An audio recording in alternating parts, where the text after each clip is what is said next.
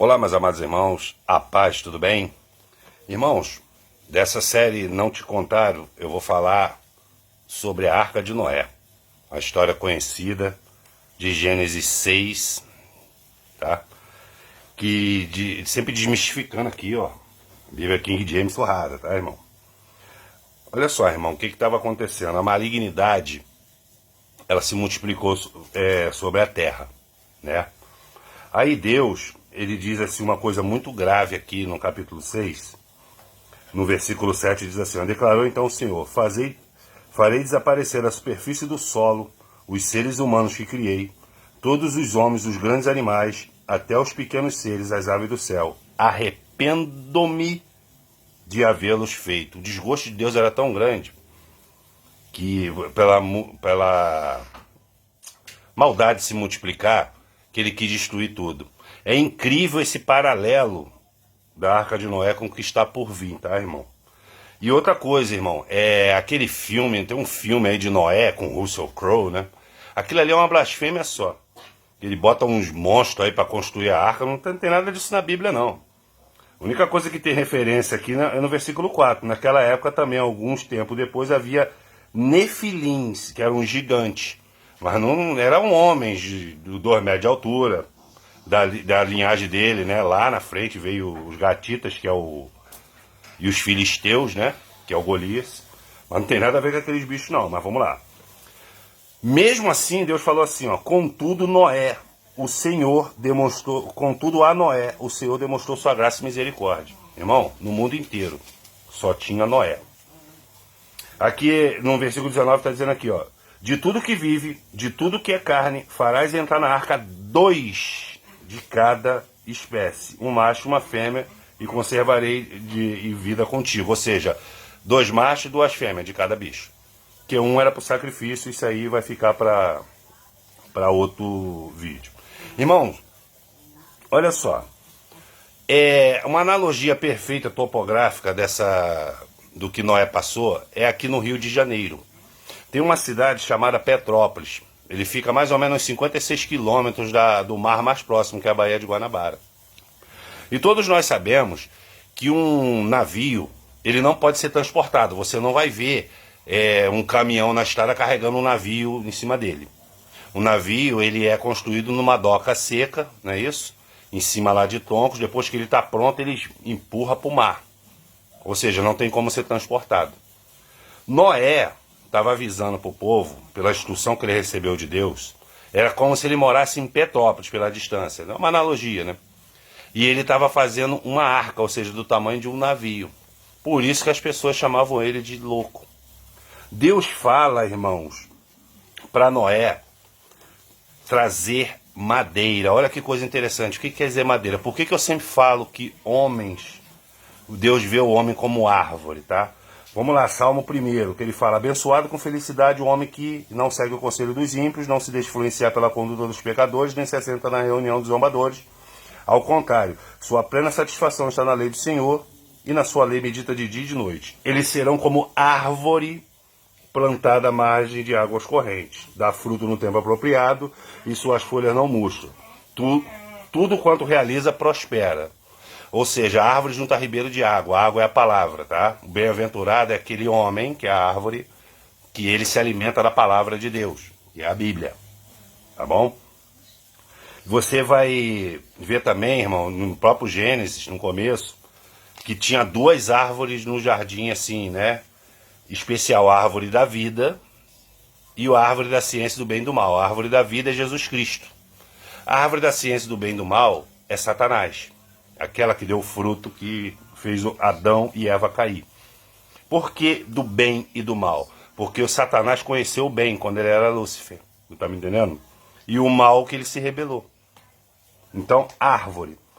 Aqui em Isaías 61, no versículo 3, está dizendo assim, ó: e dá a todos que estão de luto, amargurado em ti, São Sião, uma linda coroa em vez de cinza, óleo de júbilo em vez de pranto, no manto festivo de louvor, no lugar o espírito abatido. Eles serão chamados carvalho de justiça, plantação de Yahvé, para a manifestação do esplendor da sua glória. Carvalho é uma árvore, tá? Com a madeira. E em Marcos, aqui para finalizar essa explicação da árvore, está dizendo aqui, ó, no capítulo 8, no versículo 22. E chegando a Bersaiba, algumas pessoas trouxeram o cego à presença de Jesus e rogavam que ele tocasse. Então ele tomou o cego pela mão e conduziu para fora da aldeia. Em seguida cuspiu nos olhos daquele homem e limpou-lhe as mãos e indagou: vê alguma coisa? O homem levanta os olhos e afirmou: vejo pessoa, mas ela se parece como árvores caminhando. Muita gente fala que Jesus curou de 2 vezes aqui, mas Jesus não curou de 2 vezes, não. Ele fez barro, ele cuspiu no chão, ou seja, a palavra que sai da boca de Jesus, a água, mistura com a terra, tá? Aquilo ali às vezes é nojento para algumas pessoas. Mas a primeira coisa que Jesus fez aqui é abrir a visão espiritual. Tudo tem revelação na Bíblia, irmão. É só você ir lendo, por isso eu estou falando, não aparta da boca o livro dessa lei. Ele dá o conselho para Josué. Porque cada vez que você lê, vai se desbastando camadas de conhecimento. Então Noé, irmão, voltando para Noé aqui, o que acontece? Noé era chamado de louco. Quem é que ia acreditar que ia ter um dilúvio?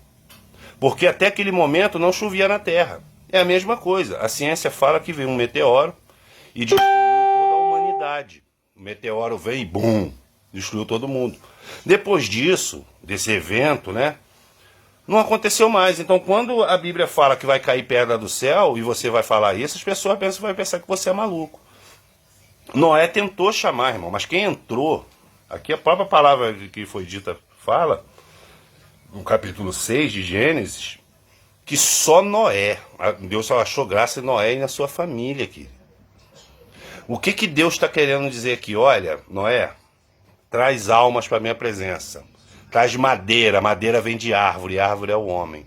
Que eu vou destruir isso aí. Não tá me entendendo, irmão? Quando chega num local, um país, o mundo inteiro, chega num nível de degradação, Deus tem que destruir. Irmãos, você já viu quando você tem que quebrar alguma coisa, quando dá problema de encanamento? Não sei se vocês já passaram por isso, eu já passei. Quando dá um problema de encanamento, que você tem que quebrar a parede, você tem que destruir aquele pedaço de parede para trocar o encanamento? Não seria melhor se você conseguisse consertar? É a mesma coisa assim com Deus. Qual o sentido de ele destruir alguma coisa se está tudo funcionando? A gente só destrói quando alguma coisa está ruim. E ele tem que manter aquilo funcionando em perfeita harmonia. Por isso que a Bíblia fala de destruições.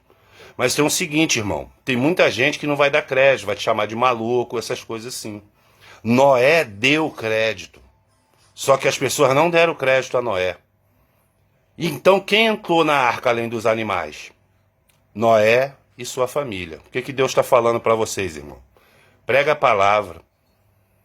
palavra com amor, entendeu? Não importa se as pessoas não vão ouvir, porque tem profeta na Bíblia igual Jeremias, que Jesus fala assim, olha, eu vou te mandar para um povo que não vai te ouvir. Ué, Deus é maluco? Não, é para testificar. Para a pessoa não chegar lá no dia do juízo e falar assim, mas eu mandei meu servo aí pregar para você, minha serva pregar para você, você não quis ouvir, querido. Deus se cerca de justiça. Então, querido, quando Noé viu que as pessoas começaram a zombar dele e não queriam saber das coisas de Deus, ele botou a família dele dentro da arca. E o dilúvio veio. Uma coisa que nunca tinha acontecido na face da terra, aconteceu.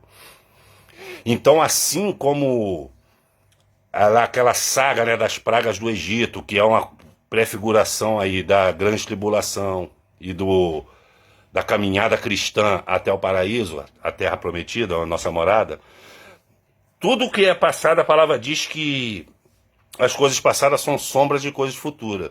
Então, para quem parte para dentro da Bíblia, dá para prever o futuro, o que vai acontecer. Você não sabe o dia nem a hora, como Jesus fala, mas você fica preparado.